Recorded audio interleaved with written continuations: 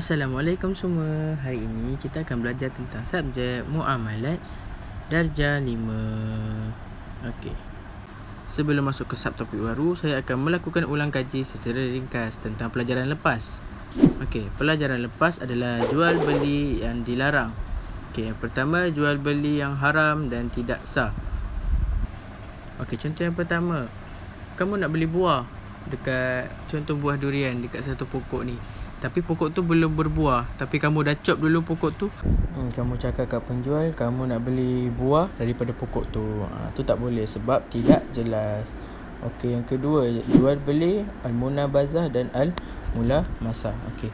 Al-munabazah ni adalah goris dan menang ataupun kamu telah diminta untuk menyertai sesuatu pertandingan dan kamu kena bayar.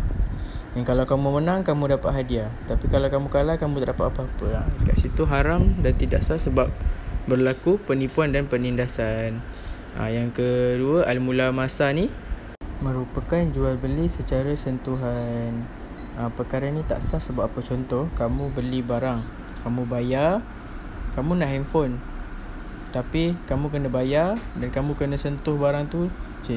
Kamu kena masukkan tangan kamu dalam kotak. Lepas tu kamu kena gaul. Lepas tu apa yang kamu pegang, lepas tu kamu keluarkan, itu yang kamu dapat. Contoh kamu nak handphone tapi kamu dapat charger. Kamu dapat benda lain tapi kamu bayar dengan harga yang tinggi, tapi kamu rugi. Dekat situ tak boleh sebab berlaku penindasan terhadap pembeli. Okay, yang seterusnya jual beli cengkeram ataupun al-urbun. Al-urbun ni adalah jual beli yang kamu perlukan wang pendahuluan. Okay, wang pendahuluan ni sebenarnya boleh saja, tapi dalam situasi ni al-urbun ni dia tidak boleh digunakan kerana contoh kamu dah bayar wang pendahuluan dekat kedai ni nak beli barang, tapi tiba-tiba barang tu tak dapat dan wang pendahuluan tu penjual ambil dan kamu tak dapat balik duit yang kamu bayar terlebih dahulu tu. Jadi dekat situ tidak sah kerana berlaku penindasan terhadap kamu, iaitu pembeli. Dan yang keempat, menjual barangan yang belum menjadi milik sempurna. Okey, situasi ni berlaku kepada penjual. Iaitu penjual tu nak jual barang kat awak, tapi awak yang penjual tu dia belum terima lagi barang. Contoh awak nak beli handphone daripada si penjual, tapi penjual tu tak ada pun barang. Jadi tapi awak nak beli dengan dia, tapi dia belum ada barang. Jadi awak tak boleh melakukan jual beli dengan dia sebab berlaku keraguan dan berselindung antara penjual dengan pembeli. Jadi tidak sah. Dan yang kelima, al-bai'atani fi bai'ah. Okey, maksud bagi jual beli ni adalah yang mencampurkan dua akad dalam satu sifat jual beli yang sama. Contoh, kamu pergi ke kedai motor. Okey, Apek, saya mahu beli ini motor. Ini motor harga RM25,000 bukan? Saya mahu bayar RM10,000 secara tunai dan lagi RM15,000 secara beransur-ansur. Dekat situ berlaku dua akad, iaitu bayar secara tunai dan bayar secara beransur-ansur. Tak boleh campurkan dua akad jual beli dalam satu pembelian. Jadi kalau awak nak beli cash, awak beli cash sahaja RM25,000. Tak boleh ada ansuran. Kalau nak beli ansuran terus RM25,000. Macam tu. Okey, subtopik yang kita perlu belajar sebenarnya pada hari ini ialah jual beli yang haram dan sah. Okey. Tadi yang saya ulang kaji tadi adalah jual beli yang haram dan tidak sah. Kali ini kita belajar tentang jual beli yang haram tetapi sah. Macam mana tu Ustaz? Tak apa, saya akan terangkan. Okey, jual beli yang haram dan sah ni terbahagi kepada 5. Yang pertama, jual beli at-tasriyah. Yang kedua, jual beli an-najshah. Yang ketiga, jual beli al-hadir lil badi. Yang keempat, jual beli talaqi rukban. Dan yang kelima, jual beli al-ihtikar. Saya akan terangkan maksud kelima-lima jual beli tersebut dan akan memberikan penerangan kepada kamu semua. Okey, yang pertama, jual beli at-tasriyah. Okey, jual beli at-tasriyah ialah menjual haiwan yang dibiarkan tidak berperah susunya supaya pembeli menyangka ia sentiasa bersusu banyak, sedangkan pada masa biasa haiwan itu sebenarnya tidak sedemikian. Okey, contoh, kamu pergi ke kedai, kamu pergi ke ladang lembu dan kamu tengok, lembu ni sihat ni. Saya nak belilah lembu ni sebab mesti susunya banyak sebab badannya sihat. Padahal sebenarnya penjual lembu itu tidak memerah susu lembu tu dalam masa yang lama. Jadi susunya terkumpul. Jadi kat situ berlaku penipuan kepada kamu, iaitu pembeli. Dia tidak jujur kepada kamu. Jadi kamu akan beli jugalah lembu tu. Sedangkan pada waktu kebiasaan lembu tu tidak banyak pun susunya untuk diperah. Jual beli ni sah kerana cukup-cukup ruko dia ada penjual, ada pembeli, ada barang yang tak dibeli, ada lafaz dan ijab kabul. Tetapi haram kerana berlaku pemalsuan ataupun penipuan terhadap sebelah pihak, iaitu pembeli. Okey, yang kedua, jual beli an-najashi. Jual beli an-najashi ialah jual beli secara memperdaya pelanggan.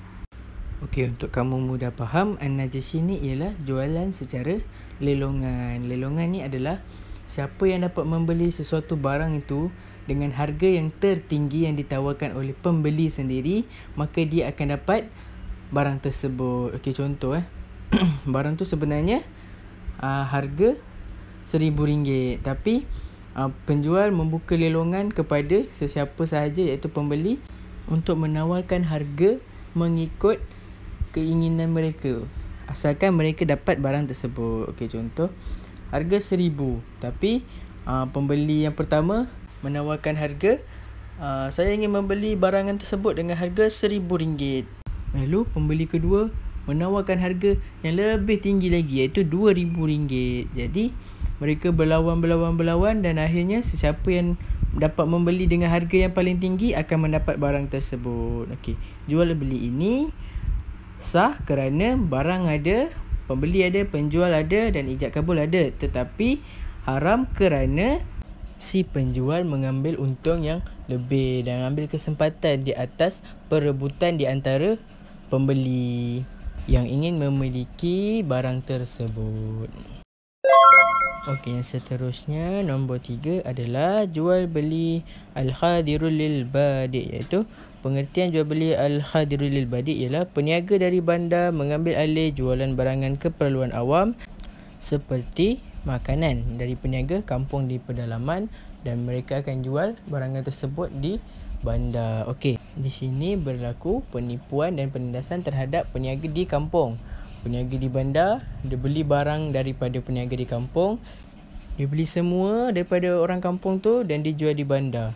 Tapi di kampung dia cakap dia akan jual dengan harga yang sama dengan orang kampung jual, tetapi akhirnya di bandar dia jual dengan harga yang lebih tinggi dan mendapat keuntungan yang lebih tinggi. Di sini berlaku dua. Pertama, penjual di bandar tu dapat menipu pembeli di bandar, dan berlaku penindasan terhadap orang kampung yang berniaga, iaitu mereka tidak dapat keuntungan pun daripada hasil mereka. Seterusnya ialah jual beli talaki rukban, iaitu peniaga yang menghalang pengeluar barang dari pedalaman yang sedang dalam perjalanan membawa barang untuk dijual di bandar.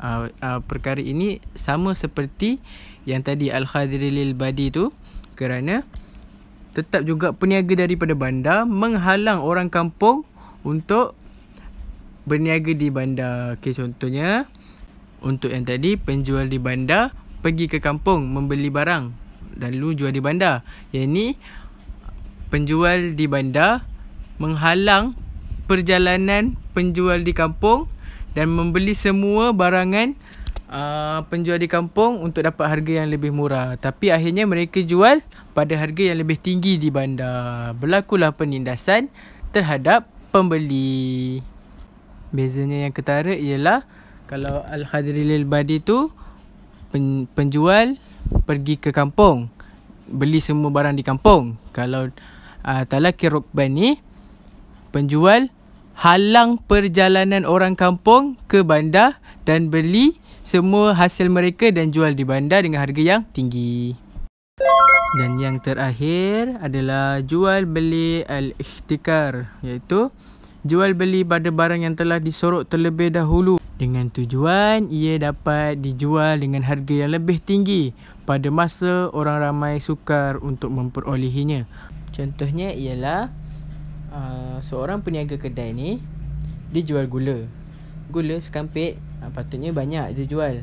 Tetapi dia tengok macam permintaan ramai dan orang yang menjualnya juga terhad. Jadi dia pun ambil kesempatan dengan sorokkan barang terlebih dahulu.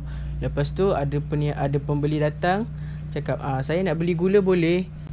Lalu penjual tu pun kata, oh maaf lah, gula tak banyak lah, tapi kalau encik nak, saya boleh jual, tapi harga mahal sikit lah. Dia kata macam tu. Tapi nak tak nak, orang tetap akan beli sebab orang sangat memerlukan. Jadi dekat sini berlakulah penindasan terhadap pembeli, dan penipuan telah pun dilakukan secara langsung oleh penjual. Dan disebabkan itulah jual beli ini haram. Tetapi sah. Kenapa sah? Sebab ada barang, ada penjual, ada pembeli, ada lafaz ijab dan kabul. Tetapi haram kerana berlaku penipuan.